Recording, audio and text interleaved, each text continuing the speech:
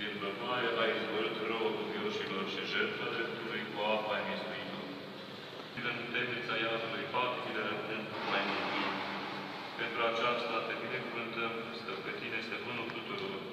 Să trece pe toate, să ne ascuiare în tine, să lăsluim cu sfântul binecuvântul și rezultătul întru toți slăcii, să tinerii cei bine credincioși în custoarea nașterea născătoare de Dumnezeului, atunci mie picuită, iar împlinită, pe toată urma de Iisus.